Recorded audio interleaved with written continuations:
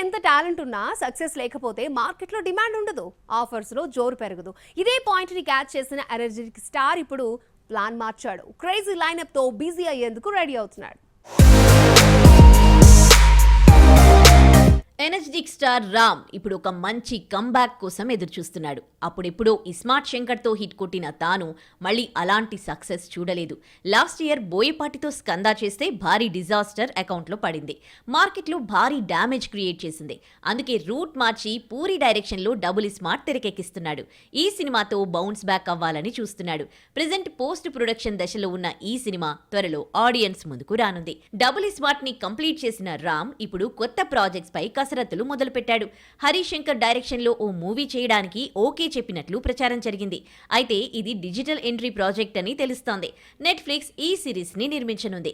ఇది కాకుండా మరో 2 సినిమాలను రామ్ లైన్ లో పెట్టినట్లు తెలుస్తోంది. అందులో ఒకటి త్రివిక్రమ్ ప్రాజెక్ట్ కాగా మరొకటి miss Shetty mister Polishetty director P Mahesh తో ఆట. రామ్ సొంత నిర్మాణ సంస్థ స్రవంతి బ్యానర్ త్రివిక్రమ్ ప్రాజెక్టు నిర్మిస్తుంటే మహేష్ ప్రాజెక్ట్ ని మైత్రి మూవీ మేకర్స్ ప్రొడ్యూస్ చేయబోతున్నారట. త్వరలో వీటికి సంబంధించిన అఫీషియల్ అనౌన్స్మెంట్స్ వచ్చే ఛాన్స్ ఉంది. ఎంపీగా గెలిచిన కంగనా ఇప్పుడు ఫుల్ జోష్ లో ఉంది. పొలిటీషియన్ గా సత్తా చాటేందుకు రెడీ అవుతోంది. మరి గతంలో అనౌన్స్ చేసినట్లుగా ఈ బ్యూటీ బాలీవుడ్ కి బాయ్ బాయ్ చెప్తుందా? కెరియర్ ని కంటిన్యూ చేస్తుందా? బీటౌన్ లో వినిపిస్తున్న ఆ టాక్ ఏంటి? బాలీవుడ్ నటి కంగనా రనౌత్ 2024 లోక్సభ ఎన్నికల్లో ఘన విజయం సాధించింది. హిమాచల్ ప్రదేశ్లోని మండి నియోజకవర్గం నుంచి బీజేపీ అభ్యర్థిగా పోటీ చేసి విజయకేతనం ఎగురవేసింది.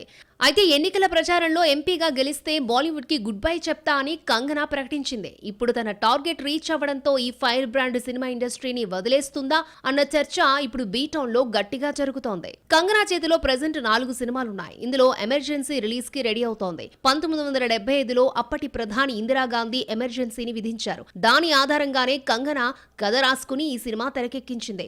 లాస్ట్ ఇయర్ రిలీజ్ కావాల్సిన ఈ ప్రాజెక్ట్ జూన్ 14కి వాయిదా పడింది. అలాగే మాధవన్తో ఒకటి, జీ స్టూడియోస్ లో మరొక మూవీ చేయడానికి కమిట్ అయింది. సో ఇలా చాలా సినిమాలు పెండింగ్ లో ఉన్నందున కంగనా ఇప్పట్లో బాలీవుడ్ ని విడిచిపెట్టే ఛాన్స్ అసలు కనిపించడం లేదు.